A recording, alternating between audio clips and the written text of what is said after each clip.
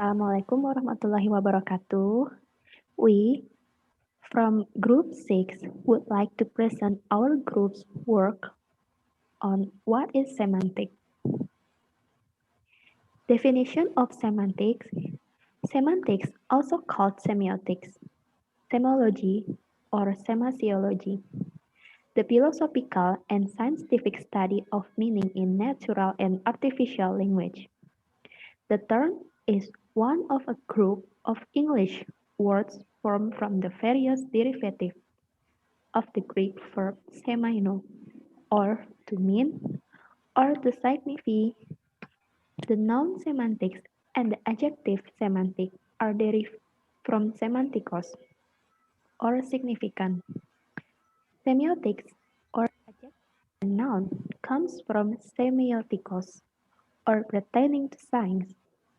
Semiology from sema, or sign, plus logos, or account, and semasiology from semasia, or signification, plus logos.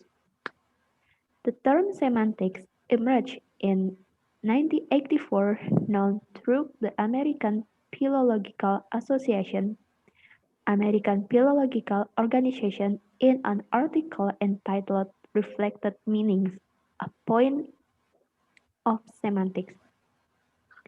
Semantics tends to study semantics associated with foreign elements, for example, such as change in meaning with logic and so on. Semantics words are very popularly used in everyday language to indicate a problem of understanding from use of words or connotation. Types or semantics. There are 6 types of semantics. First, conceptual meaning.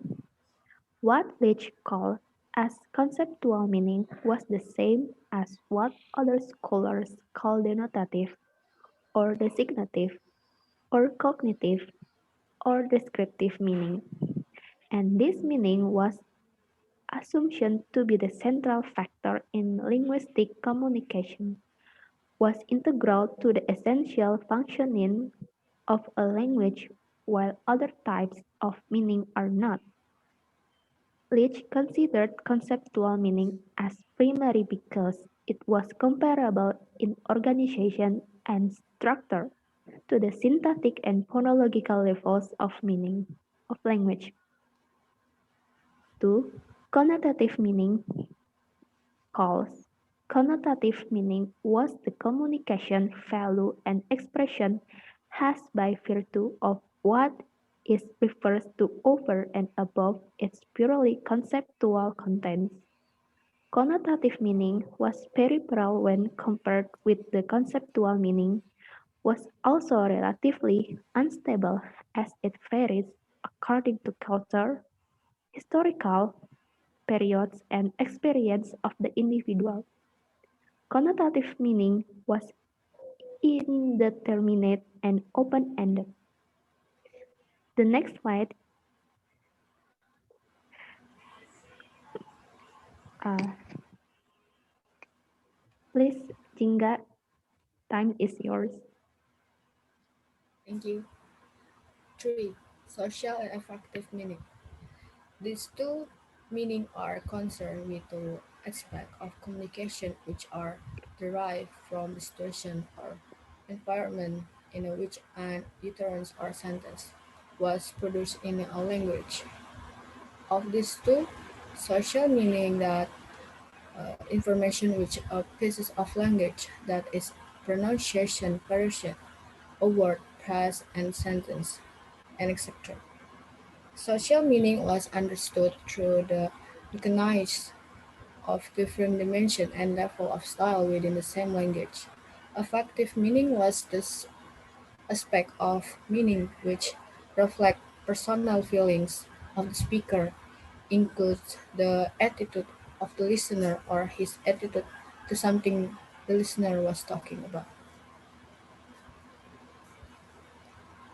4. Reflected and collective meaning. These two types of meaning are due to relation between words or interconnection on the lexical level of language. Of the two, reflected meaning was the meaning which arises in cases when a word has multiple conceptual meaning or polysemies. When one sense of a word from part of our response or reaction to another sense.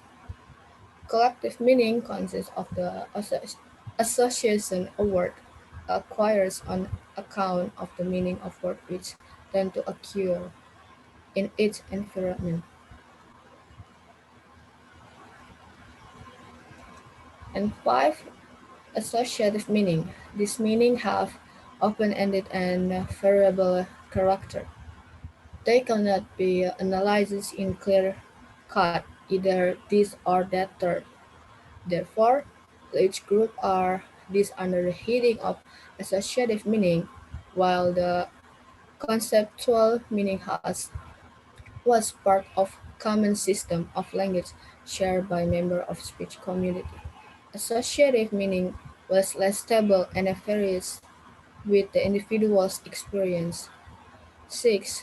Thematic meanings was that what was communicated by the way in which a speaker or writer organized message. In the terms of ordering, focus, and emphasis. The thematic meaning can also be expressed by means of stress and intonation to highlight information in the part of sentence. The meaning of semantic change. First type of change of meaning, widespread change.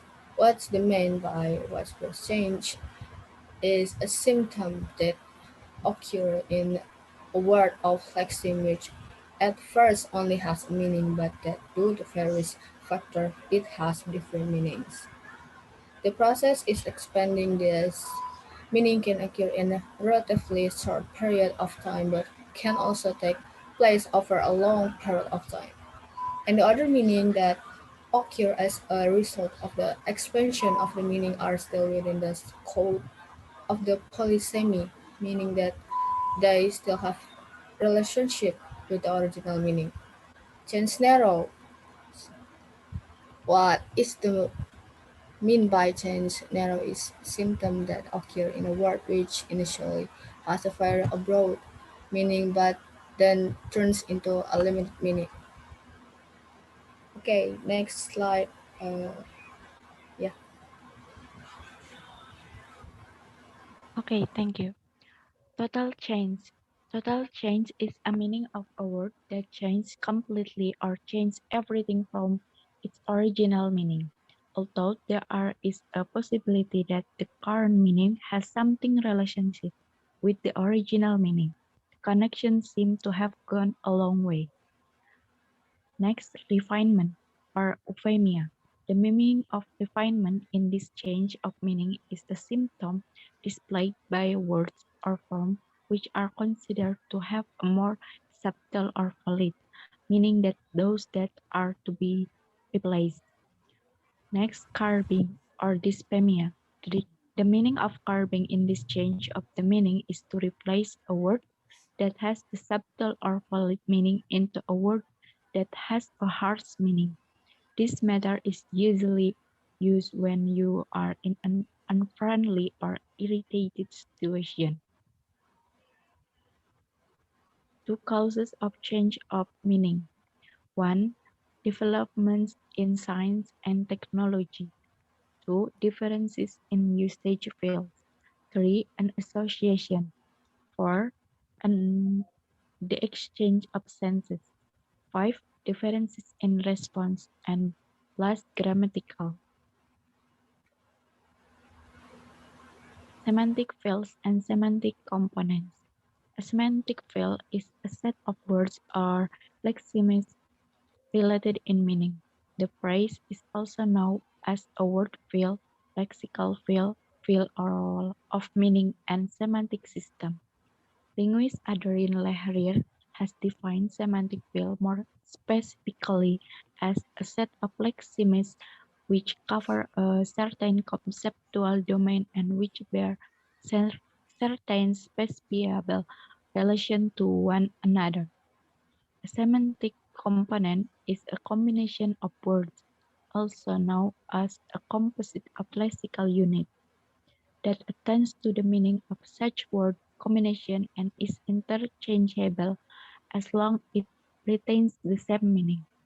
In not so many words, a semantic component is the part of a word that deals with its meaning, and not with its morphology or word form or syntax or word placement. What the difference between example semantic in Indonesia and English? In Indonesia, adik jatuh dari motor. Aku jatuh cinta. Harga dirinya jatuh. These three words has different meanings. The the meaning is different depending on the existing phrases. In English, a toy block could be called a block, a cup, or a toy. A child could be called a child, kid, boy, girl, son, or daughter. Another example is I often run at school. I have to run. It has run its course. A run in my a run in my house. The word run has many meanings: physically running, depart or go, spending a time, or even a snake in a pair of a house.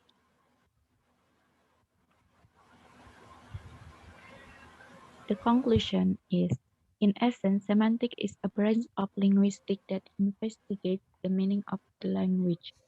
Learning a language is not only about knowing the meaning and vocabulary, but also having to know the meanings of the words in in the language. Of course, there are not only one or two meanings, but there are many kinds of meaning that must be known. Semantic occurs through several causes as previously described, in order to increase insight and knowledge about language learning. That's why we must know what semantic is. Thank you for listening to our presentation. Those of you who have questions can be asked at the meeting. See you. Assalamualaikum warahmatullahi wabarakatuh.